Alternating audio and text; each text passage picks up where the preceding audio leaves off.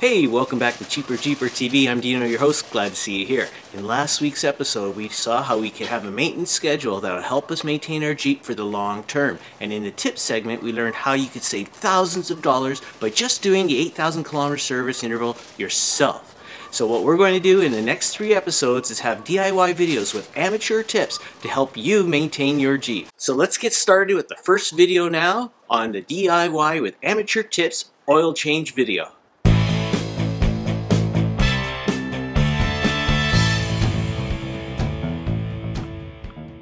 Okay, before we look at the engine, let's have a look at some of the tools that we'll need to do an oil change.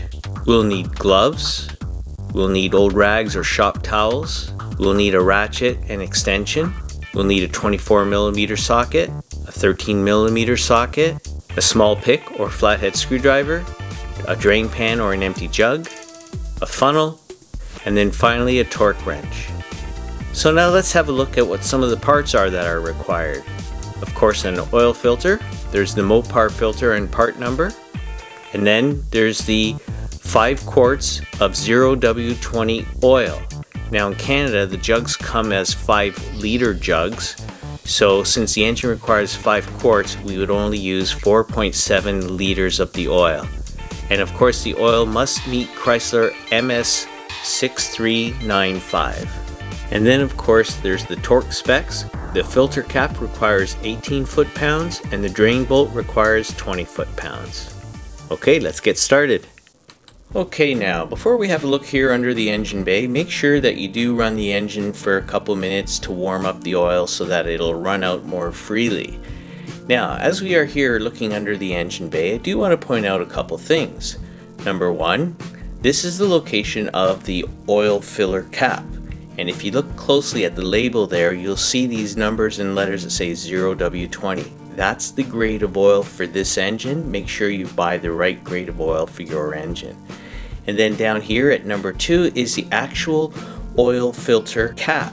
If you look closely at the filter cap, you'll see a hexagon pattern because that's where you use the 24mm socket to remove the cap to access the filter. Very, very easy to do. So here we are now. We'll just get started with our oil change procedure. Always have a cloth or a rag handy, and you just simply remove the cap with your hand. Your 24mm socket and fit it over top of the cap of the oil filter housing and loosen it.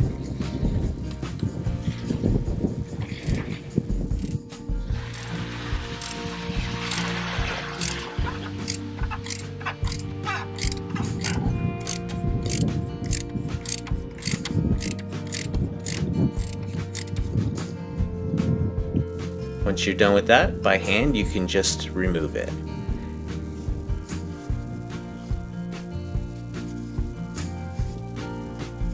I would have on hand a plastic bag or a rag to catch the drips of oil that come out. And there you see I used a plastic bag, and then you can just detach the filter from the cap to discard the filter, but make sure you keep the cap.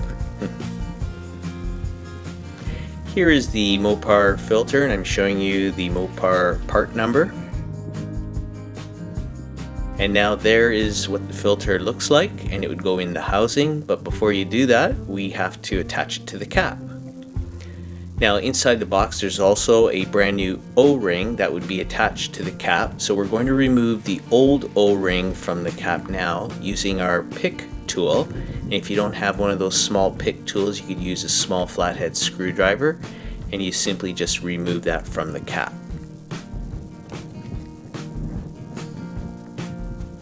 Now you take the new O-ring that you got in the box and just rub some oil on it, maybe take some off the filter cap, just to lubricate that O-rings to help you slide it on.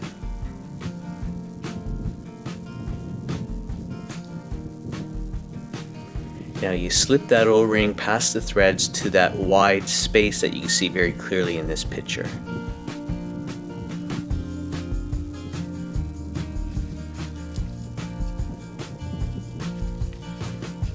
Looks like I got a little piece of dirt on it there.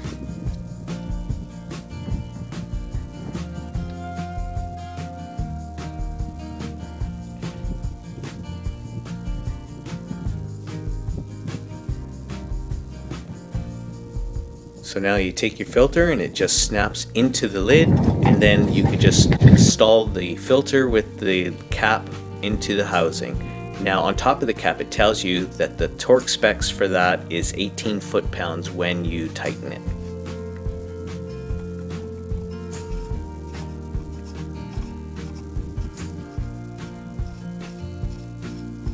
Now you mostly tighten it by hand, and then you can see here I've got my 24mm socket and torque wrench that I'm going to now begin to tighten the cap onto the housing.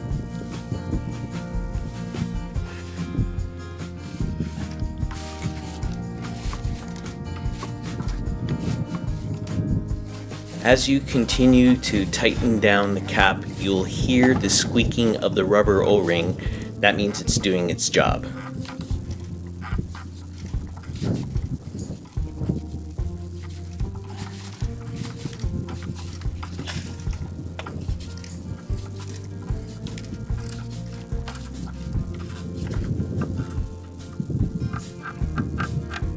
And that filter cap goes to 18 foot-pounds, or if you don't have a torque wrench, you just snug it nicely, not too tight. And that's it.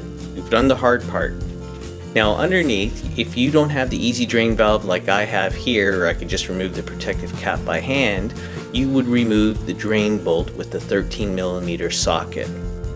The stock drain bolt, when you remove it, the oil would just flow right out and you'd have to have a drain pan there to catch it. Now here I have the easy drain valve, and I bought the extension because my intention was I would fit a hose to that to direct the flow of oil. But with the height of the Jeep and the height of the jug, I found that I didn't actually need a hose, and the jug just fits right up nicely under the nozzle.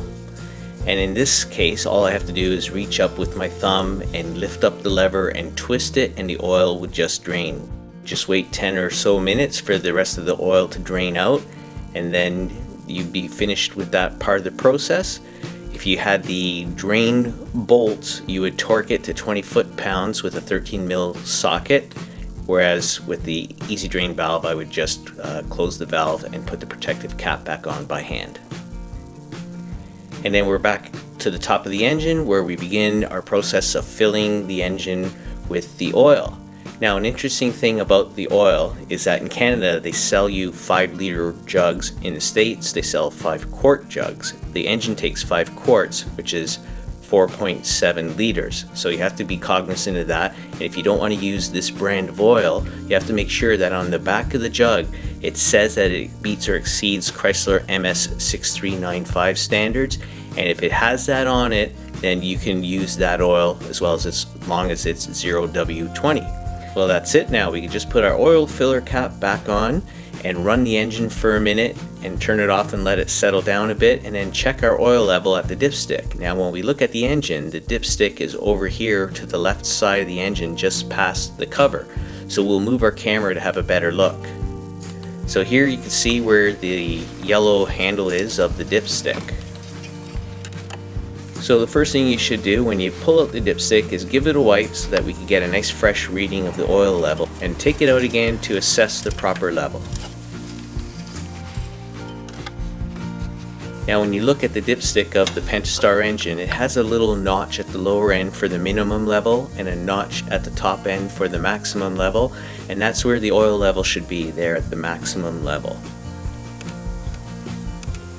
And once you got that all straightened out, you just put the dipstick back in and you have successfully changed the oil in your Jeep Wrangler. To reset the oil life indicator on your Jeep, you need to come over here to the start and stop button, and without putting your foot on the brake, you press that button twice. So the vehicle is in the run position, but it will not start because you didn't have your foot on the brake. And there's your display right there. And what you need to do is, using the up and down arrows on your steering wheel, is maneuver through your display screens until you get to the vehicle info screen like you see right there. And then what you do is use the left and right arrows to get to where it tells you what your oil life is.